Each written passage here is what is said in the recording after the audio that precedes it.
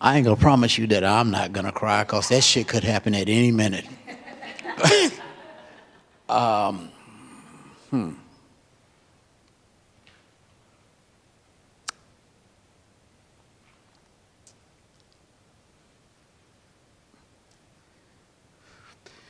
We fought about everything. Me and my friend fought about everything. We disagreed about everything. But it nevertheless didn't make him any less my friend. And like, I don't know if you ever had one of these friends that even in their disagreement, they give you more than people who agree with you.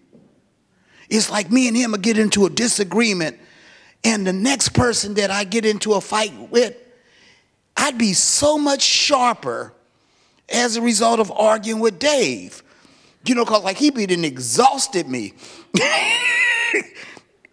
with his arguments. And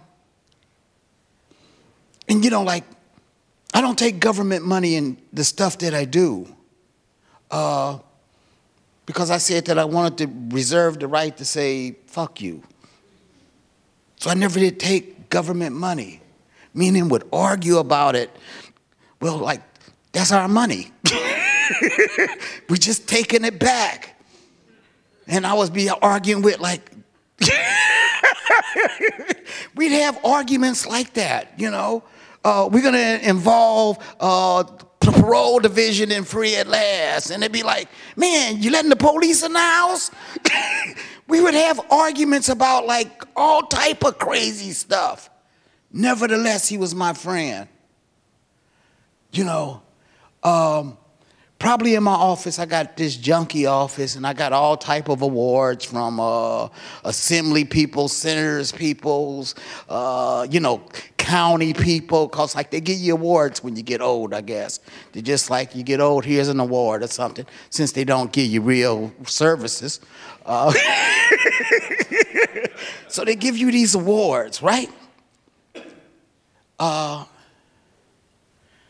Out of all the awards, I can't never remember like running around the office with any of those awards. I can remember getting an email from Dave and running around showing it to my staff. Hey, you see what Dave said? I didn't say like, you see what Dianne Feinstein said? It'd be like, you seen what Dave said? Then immediately upon showing them the email, then I would think, was that the best thing I ever did? Because like me and Dave's language was the language of people who had been in prison. So he would say something like, you the motherfucking man. And I'd be showing that to somebody. Here, you see what Dave said? I'm the man. And that's what like had value and had import. The last email that he sent me was that email. But what we accomplished together, because I started running around the community saying, if somebody else gets stimulated or get some stimulus money, I want to be stimulated too. Stimulate me. Then I took a whole bunch of people to City Hall, and I knew that I was too radical for them to really give me any money. And I went and told my homeboy Dave, I said, Dave, I'm going to press him as hard as I can. And I also said, it's not my job to pick up the leaves or the fruit. It's my job to shake the tree. And you got the only system in the community in which they can give the resources to. Me and Dave understood that. We understood when we had differences that there were so many problems in our community. If we disagreed about one, reach in the basket and grab another problem because one of us couldn't work on all the problems that we had. So when I said that I miss my friend, I don't know who to call late at night when I have the successes that's meaningful to me or would be meaningful to him. So I don't have that person to call. I don't have that person to call that said, like when he went to Africa for the first time, I made it to Africa. When I went the first time to Africa, I called Dave back when I was in Africa. And they asked me, what did you see? And I said, Zulu on crack. And we started talking about how to put free at last in Africa. So it was these conversations that seemed like they were fun conversations, but at the end of the day, it was always something that we were working on. It was always something that we were doing. So it's like the first time that I cried after Dave was killed was when I was in Detroit. Because it's sometimes you can think about stuff, and I'm going to wind it up. And it's a difference between what you think and what you know. It's fundamentally a big difference. What you know, you probably act on it in a much more profound way than when you just think you know something. And when I was in Detroit and I was in the community and I was seeing every third house that either was abandoned or knocked down, what I recognized is beyond the personal grief of people who knew Dave, what I knew for sure was that my community was in trouble because somebody had killed my friend and he was employing about 30 people. He was stopping a crack crate, and when we hooked up, it was about, we came with a philosophy that we thought we can save our community one attic at a time, one house at a time, one block at a time. That's what we thought about, and that's what we talked about.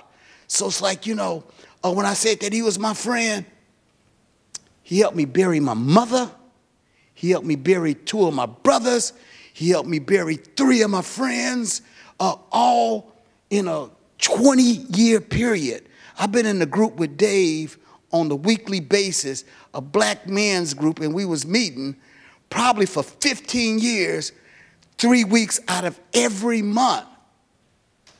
We raised our kids when we made mistakes.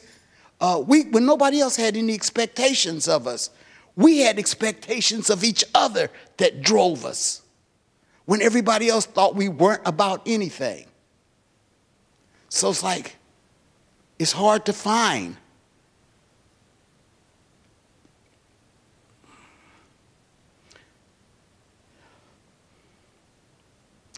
Who do I get to argue with now?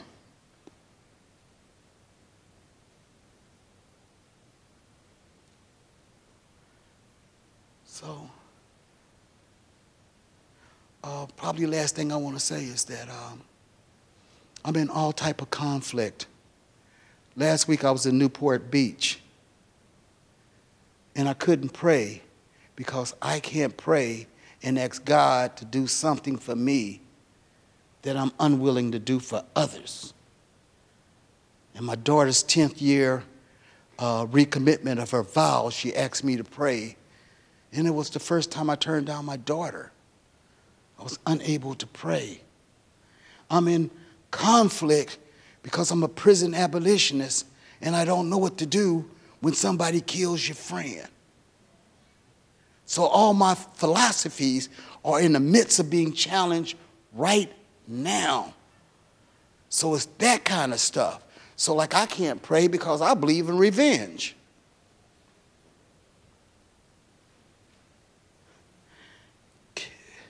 So I got to do something that's different in a fundamental way. For everybody else in my community, Dave was the hero. For me, he was just my friend. You know, so my homeboys held my secrets at my bachelor's party, held my secrets in 19 years of group. Some of us that have been hanging out for 19 years. And we probably know everything about probably our family life, our children. We know a whole bunch of stuff. So I just wanted to come back here and say, if y'all didn't really get to know Dave, y'all really missed some special shit. Because Dave was a giant, and he had an endless capacity to love, and he could argue better than any person I ever met. And I need to say, I didn't win one argument with that brother. Not one. You know, but I keep on trying. I'm sorry. Good job, Dorsey. Thank you.